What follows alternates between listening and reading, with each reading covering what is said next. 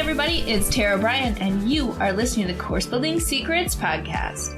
Whether you're a coach or a CEO, the success of your team and clients is based on your ability to deliver a consistent experience and guide them on the fastest path to results. This podcast will give you practical, real-life tips that you can use today to build your online experiences that get results and create raving fans. Why? So you can monetize your expertise and serve more people without adding more time or team to your business. If you're looking to uncover your $1 million framework, package it, and use it to scale, you're in the right place. Let's dive in. Hey everybody, welcome to today's episode. I am so happy to introduce you to Angela Markham, and she is going to give us her download on all things affiliate marketing and what she does to bring that to life for her business and for her customers. So welcome, Angela. So happy to have you here today. Give us a little bit of a sense for who you are and what you've got going on.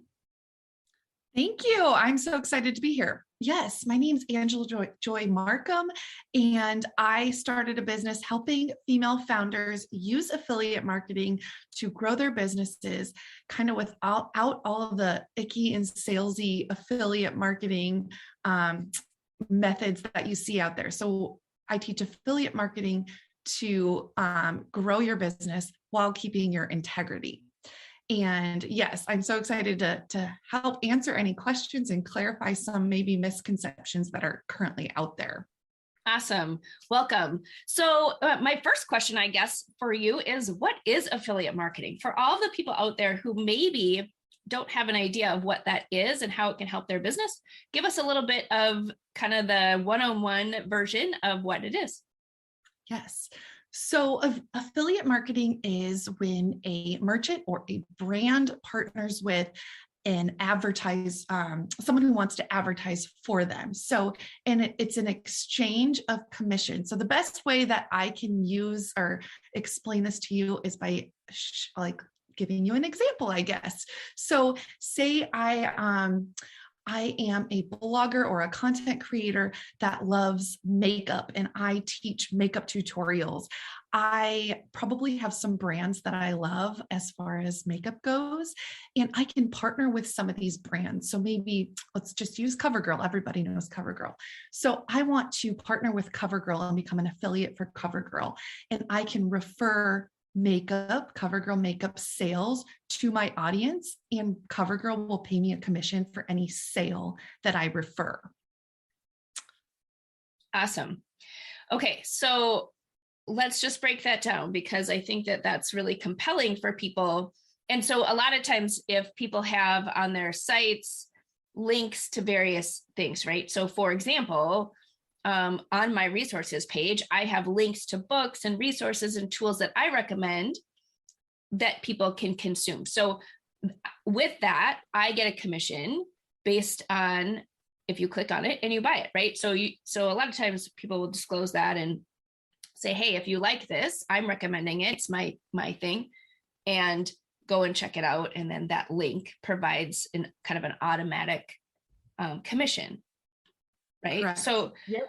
So it's a way to get income on things that obviously you said with integrity. So people in my audience have lots of integrity, right? So you're only recommending things that you believe in, that you think are high quality, or things that you would recommend or use yourself, right? That's what we're talking about in terms of integrity, right? So you're not just like throwing random links out for products you don't know or you don't trust or whatever. Correct.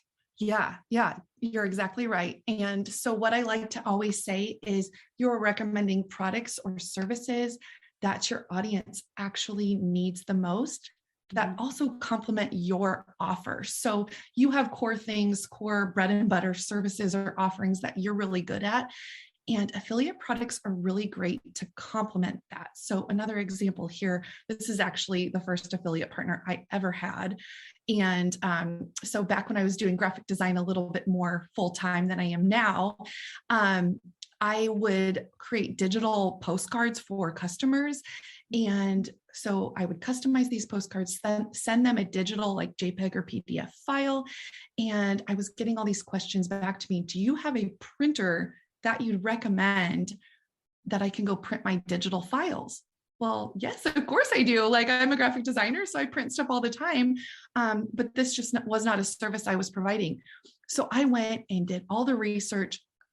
I went through some of my top favorite printers, discovered which ones have affiliate programs, and then looked into those, having them send me paper samples, going through the whole purchase process again, and really trying to figure out what my favorite printer was so that I could recommend this link, affiliate link, to my customers that needed a printer.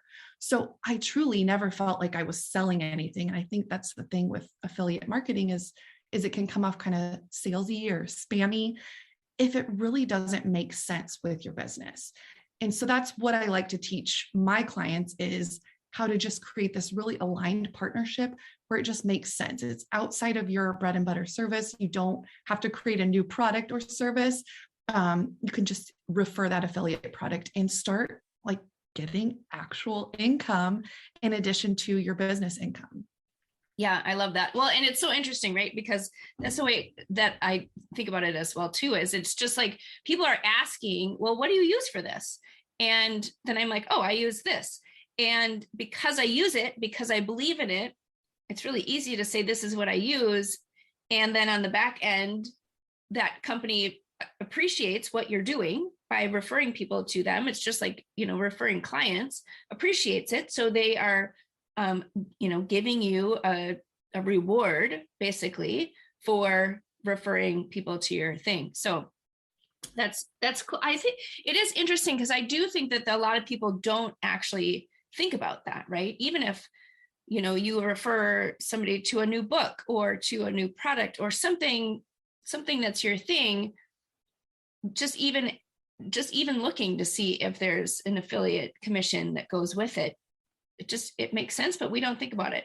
So when you are helping your clients, and I don't even know if you have an answer to this, but when you're helping your clients, like on average, do you know how much more, like how much additional income somebody could earn from affiliate commissions based, like, so you're doing your thing, you're teaching your courses or you're working on your one-on-one, services or whatever. And then there's this like actual, like, commission that's working for you, right? Like that you're not actually doing anything for. What's the potential there? Yes, no, that's a great question. I can absolutely answer that. So part of the process of what I teach is a Venn diagram. I know we're just listening here, but if you can imagine that Venn diagram with the 3 circles, and then there's that sweet spot in the middle where these 3 things overlap. I like to say you really need to look at, is it a product or service that I love, that I'm passionate about? Is it a product or service that my customers will love? And then also that third part to the piece to the puzzle is what I like to call a niche factor. And so you're really looking at, is there a group of people that are actively searching and willing to purchase this product?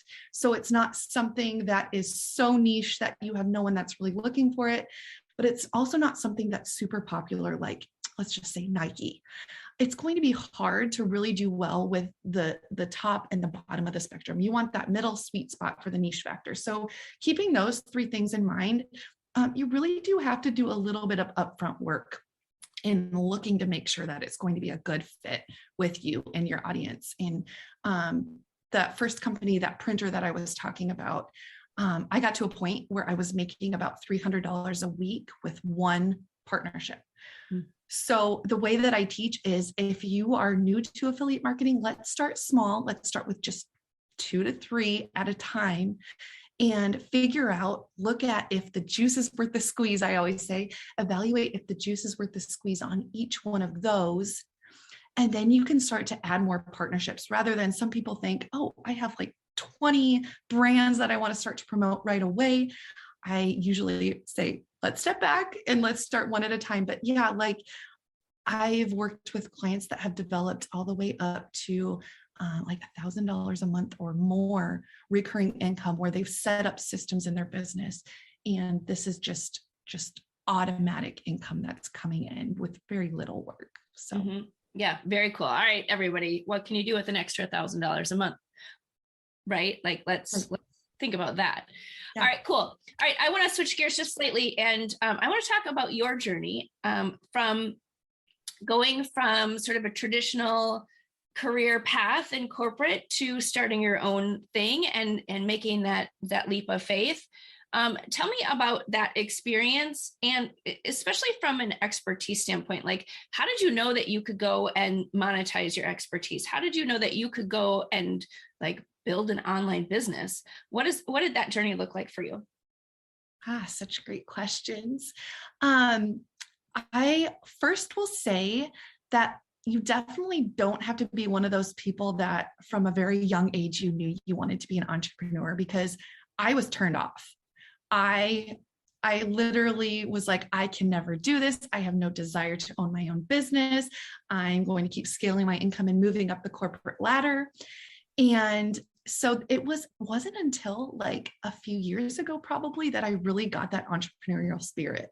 So this is short term. I mean, I'm almost 35 years old. So I was in corporate America for a while, and I was using my side hustle as my kind of like creative exploration. But like I said in the beginning, it wasn't really going to be a full-time business ever.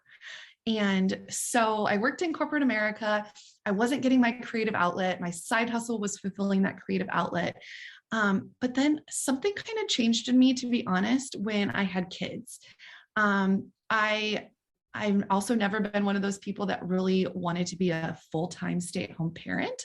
I have a little bit too much fire within me where I need to explore and build something for myself. So yeah, I worked in marketing, I guess, doing my graphic design side hustle. And then within marketing, I discovered this affiliate marketing niche in 2014.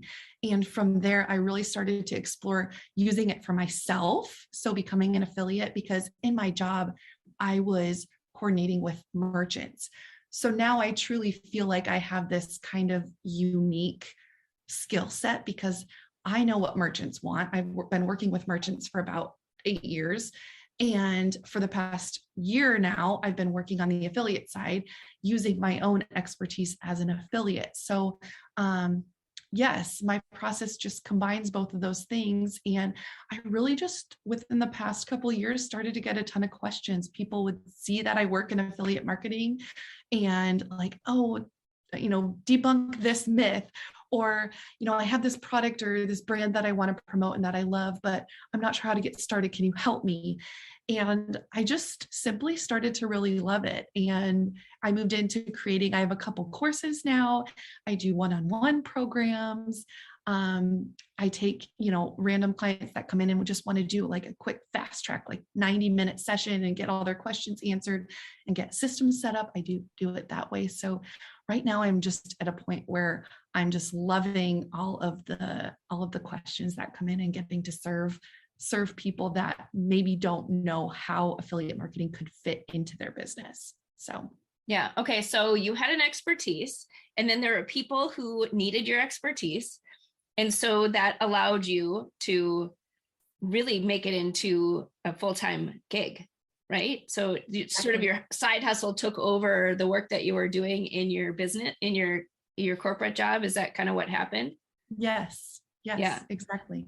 So take me to that day, because I think that this is something that's really interesting for a lot of people who have built a side hustle, and then all of a sudden they are like going back to their job and saying, okay, well, wait a minute, like, which one do I do? Like, how do I know that it's time for me to take the leap, or how do I know what that looks like? So take us back to that, like when you made the decision that it was time to kind of quit the job and do this side gig full time. What was going through your head? Like, was it, oh, I know I have enough people, so I'm good. I'm a rock star. I can do this. Why not? Like, talk us through what that looks like, because I think that's really valuable for people who are maybe in the spot where you were at that time and are feeling the momentum, but aren't sure. It's just like, right? Yeah. It's it's kind of like this, a little bit of, feels like a slippery slope a little bit. And yes, it's so true. I definitely took my time to evaluate my decision, but I will also say that my personality is, I'm kind of like fly by the seat of my pants with my decisions, and my husband is not that way. So I was really relying on him to be kind of my like level-headed side, and he truly was. He was giving me the freedom I needed, not ever telling me no, but also putting in a little bit of that like caution, like maybe let's just like sleep on it a few more nights before you just go quit your job. But truthfully, I was feeling like I can totally do this. I'm just going to take a leap of faith. There's no way I'm going to be able to play big. Right now I'm playing small because it's a side hustle and I can only spend a few hours a week on top of my job. So in my mind, I was like, there's no way I'm going to be able to see the potential if I sit here working on my business a couple hours a week. And so what I felt like I needed to do after discussing this with my husband, and I also will say I was working with a coach. I was working with a coach at this time that was helping me get through these mental barriers of feeling like I was good enough, but also again, playing that role of like, okay, what would make you feel confident enough to quit your job? And so we actually on paper put down a game plan, which was I knew I wanted to replace close to what my income was. So putting in some contracts, I actually gave some of my clients I was already working with the opportunity to get a sort of like discounted rate with me if they would sign more of a long-term contract. That's a good idea. I was giving myself a buffer in a sort or in a sense, so that I could feel comfortable and like, okay, like if I can have a couple of my clients sign a 4-month contract recurring, then I would feel so much better about having that 4 months of guaranteed pay where I could kind of figure out the rest as I take my leap of faith. Mm-hmm. Yeah, that's so good. I remember when I left corporate many years ago, for me, I had a 6-month kind of gig, right? So I was like, okay, I have 6 months to that I know what's happening. Then after that, I have no idea. Like for one of the things that I help people with too is because I love that you have it on paper and that you did kind of a game plan. It's like also looking at like, what's the worst case scenario? The worst case scenario is I have to go back and get another job, right? Mm-hmm. Like I just remember doing this activity with a friend of mine when I first went out on my own, and it was like, okay, what's the worst case scenario? Okay, you just go back to corporate and like get your job back or get a similar job or whatever. And so having that plan like gives you that opportunity to kind of baby step out. So luckily for you, luckily for me, having that plan, that kind of runway where we knew what was happening allowed us to go and keep going. But exactly, you don't just lose those skills. I kept, my more hesitant husband kind of needed that reassurance. Like I had it all planned out in my head, but he needed to hear it. I understand that. But yes, I was telling him the same thing. My skills just don't go away. Like I could go get it. I bet you my corporate job would even take me back if I needed to. I don't want to resort to that, but it's an option if I truly felt like I needed to fall back on something. Mm-hmm, mm-hmm. Yeah, that's awesome. I love that. Okay, cool. All right. So you said you have created some courses and you do some one-on-one work and some coaching or services. Do you do more done for you or more kind of do it yourself kind of stuff? So yes, I kind of offer all of the options right now. So I do monthly management, which is the completely hands-off, someone who says, I don't want to learn affiliate marketing. I want you to just come and set it up for me and do it. So I do the completely done for you. My course, The Flourishing Affiliate, is a 6-week program where it's weekly coaching with me and then course material. So that kind of hybrid coaching and coursework.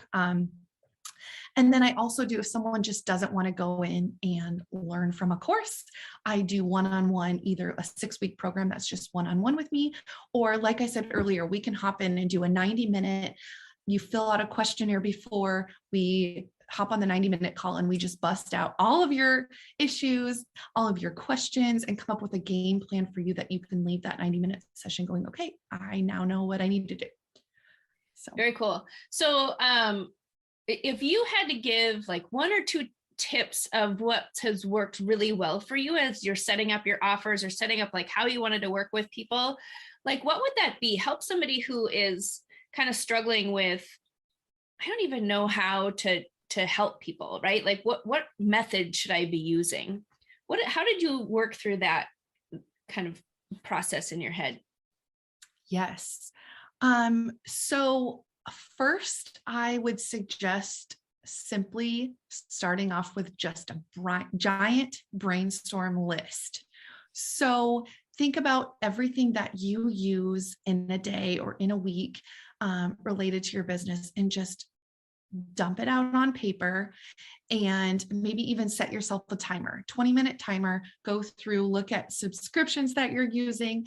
And some of these are unconventional. I find that people just getting started with affiliate marketing, they think it needs to be a product. Well, apps a lot of times have affiliate programs. Like I said, subscription services, things you're using for maybe website hosting or email service provider, those things make great affiliate programs. And then as you move through, I would say that my second biggest tip is just make sure you're having a content platform where your affiliate links live. Probably the number one question I get asked is, do I have to have a website if I want to become an affiliate? And my short answer is no, you don't have to.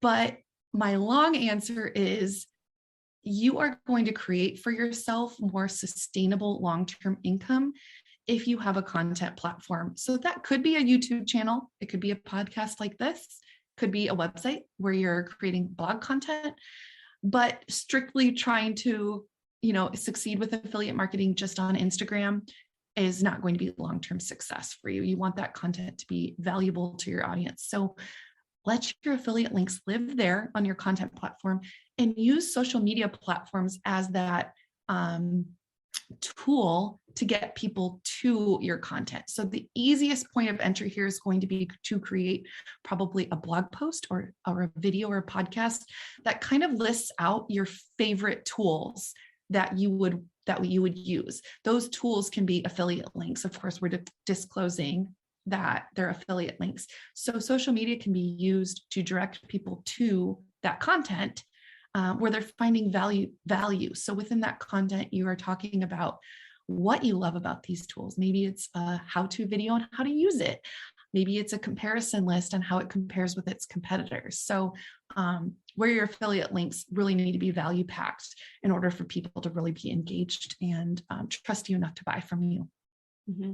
Yeah, I love that, because I think that, especially when you were saying earlier about not like being salesy with the affiliate stuff, is that if it lives somewhere, then you can just be talking about whatever it is and then guide them there, where if it's an article that you've written or a video that you've done with the affiliate link, it's not like, I don't know, it's always like when I have a link, I hate like posting it out there, like here's my thing and here's the affiliate link, buy this thing, right? Like instead, like you're saying, like go, provide the value of whatever the content is and say, hey, here's more. And then here's a, here's a way to just go directly to whatever that product or whatever that thing is that you have an affiliate program with. It just tends to be a softer approach to how to get something out there. Like, this is my favorite thing, let me tell you about it, and here's where you can find it. Because here's the thing, is that you could talk about something and be like, this is awesome, but if you don't include a link to it, like, what do you, people have to go find it? No, that doesn't make any sense. Like, having a link from whatever you're talking about just makes sense. Yeah. And to circle back to one of our very first points here, if that affiliate partnership is something that you have really gone through and evaluated, if it's aligned with you and aligned with your audience and truly serves them and is going to help them, you have to just flip that script. You are doing them a disservice if you don't link to it, if you don't link to the product and talk about how it can help them. So you hit the nail on the head. Yes, it makes it so much easier for you to just say, hey, like, you love this water cup that I'm using. Like, go check out my post where I talked about a comparison on why this is my favorite water bottle. And you can check it out, and I link to it there. Yeah. Easy Yeah. as that. Yeah. Yeah. Okay. I love that. All right. Very cool. Did you have anything else you wanted to add before I interrupted you in terms of your process? I don't think so. The only thing I'm thinking as we're going through this too is because, there are a lot of business owners listening here who might be going, well, I've heard Amy Porterfield, for example, talk about how much of her revenue has come from affiliates. So on the flip side, I think as business owners, we also have to think about how we can use affiliates to promote our brands. So just a completely different way that a lot of people don't think about is, yes, I can become an affiliate and I can promote other brands and products in addition to mine and make a recurring income that way. But also, if I have a product or service, like right now, my course, I'm using affiliates for my course to try to, get my course off the ground a little bit quicker. That can be a great business growth strategy using affiliate marketing as well. Okay, so dig into that a little bit for people who don't know what that means. So what you're saying is that, so you're selling your course that you have, your 6-week course. Yes. So you're selling your 6-week course, and in order to get more exposure out there, you have asked people to basically be your affiliate, right? Correct. Yep. So then you're paying a commission. Correct. Yes. So I'm paying a percentage of my revenue. And I think that's what's beautiful about affiliate marketing is no matter which side you're on, unlike, paid search is going to be a cost per click. So you could be paying for all this traffic that isn't necessarily contributing to your bottom line. Affiliate marketing is not that way. So you can offer, I've seen clients I've worked with offer anywhere from 10 to 50% of your course, and you're only paying out that affiliate that's promoting your product if they are bringing in actual sales. And so I think a lot of people here think that you probably need to be a big brand to become an affiliate merchant and use affiliates to grow your program. And that's absolutely not the case. I've seen merchants use affiliates their first time out with their course. They've never even launched it before, but they're like, I want to get this off the ground running a little faster. And I have a networking group, or I have past clients I've worked with that can help me promote my course or my product. Okay, so everybody listen to this. Like, this is a game changer. So what you're saying is, in order to get more people into my course, I actually go out to people I know who have audiences, big or small, that may benefit from what I'm offering. So benefit from my course. And then they can put it in front of their audience. And when they put it in front of their audience, they benefit because they're getting a portion of the sales, but you benefit because you're getting more eyeballs on your offer. Right. Right. And all right, everybody listening to that? 50% of something is better than 0% of nothing, right? So, and exactly what you said, I encourage anyone who wants to start with this route, starting just there with people they know. But eventually I work with clients on this facet too. I work with some course creators right now who are working to build their affiliate programs. And I always recommend starting small a little bit with the affiliates and then growing to a point where you maybe have these vetted applications coming in and your affiliate list is just getting bigger and bigger, like Amy Porterfield style. I think she said 85% of her revenue from 2021 came from affiliates. 85%. Wow, that's crazy. Yes. So she uses affiliates like no other. So yeah, and I think that your point is really important. The 50% of something is better than 0% of nothing, right?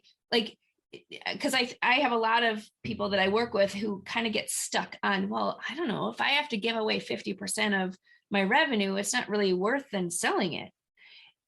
And that's, I think that what you're saying is just so important, because it's about getting the momentum. It's about getting the right people in. And let's be honest, like you said, you can go do Facebook ads or something else, and you're just sending it out to the masses and paying a ton of money, and you don't even know if they're the right people. If you get in front of other people's audiences, that they're the target audience.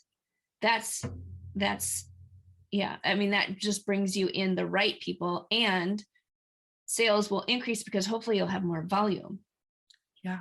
And your past clients and customers are your best advertisers. So, if your program is, which I'm sure all of you, your program, you want to achieve results in these people. So your customers get results, and they're going to be your best spokespeople for, exposing your product to new audiences. And if they have an incentive, even if you don't feel like you want to give away 50%, if they have some sort of enticing incentive, it can create just like amazing results for business growth for you.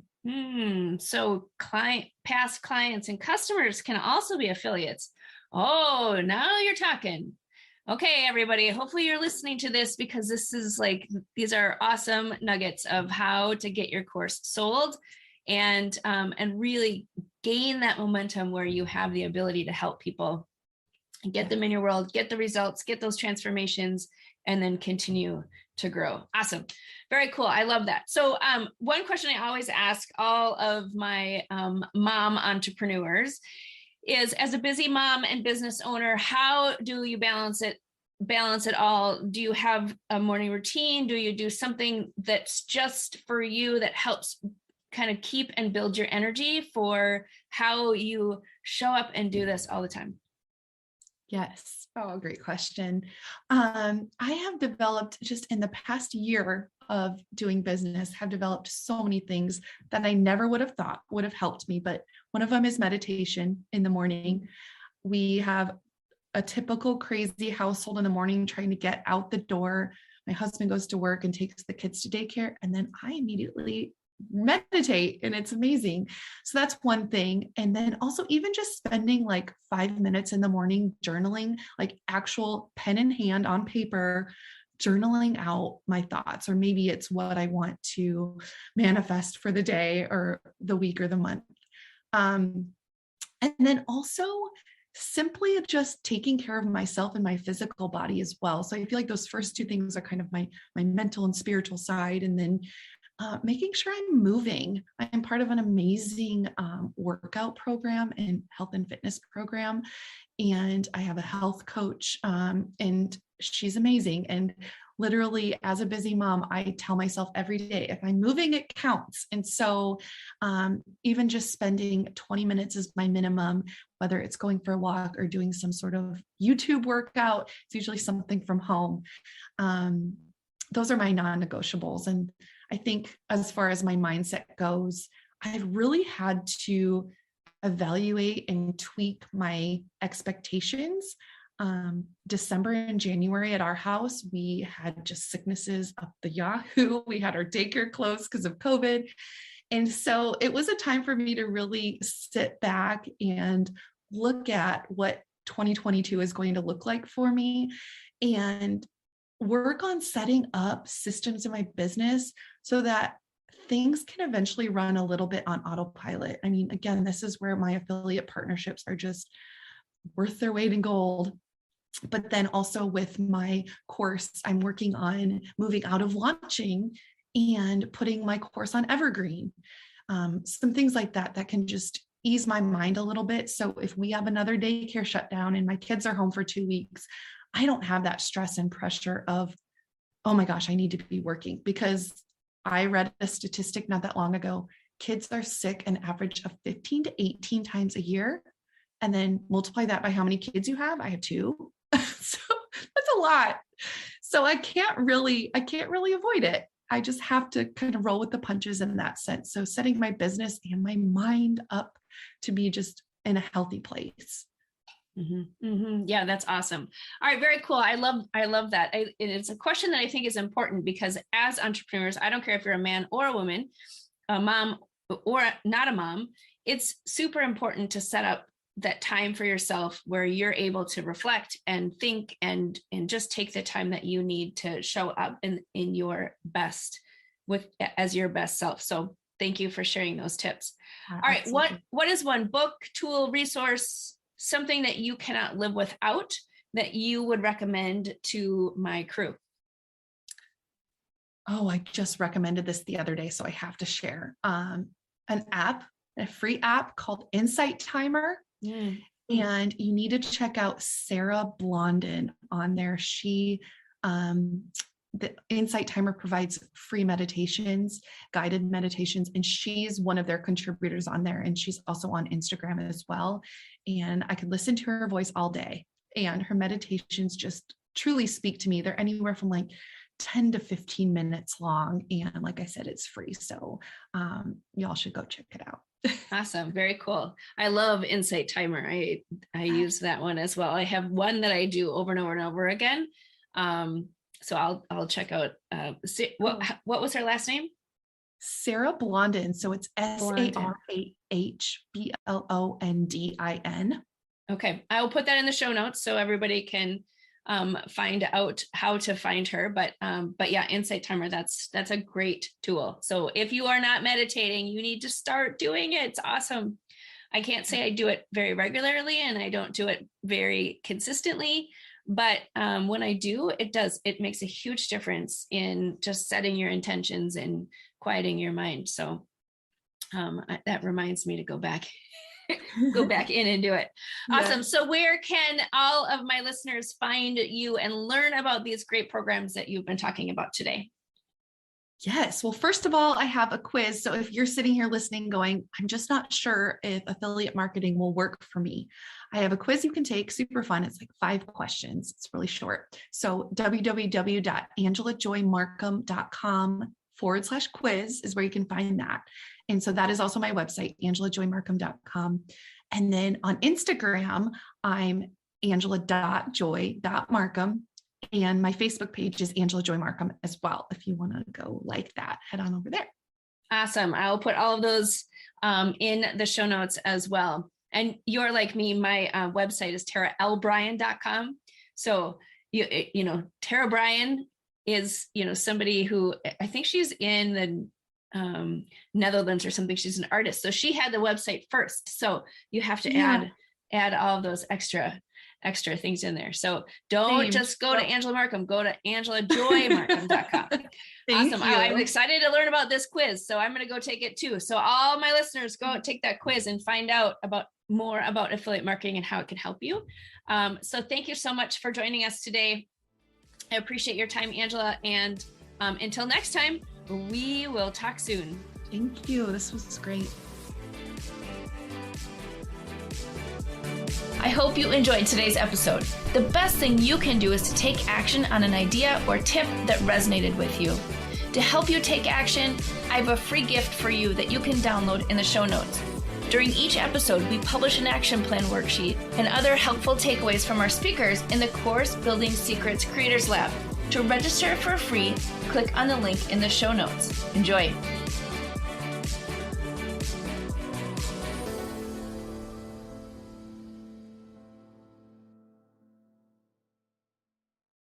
Hey everybody, are you a business owner ready to streamline and scale your business?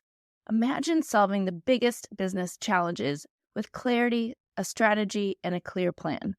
Hey, I'm Tara Bryan, and I want to invite you to take the first step towards transforming your business with a free 30-minute discovery call.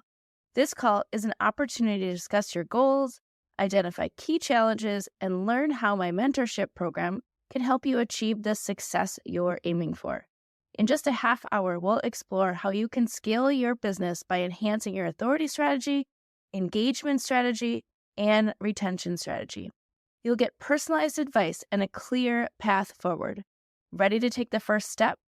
Click on the link below that's in the show notes to book your free discovery call now. I hope to talk to you soon.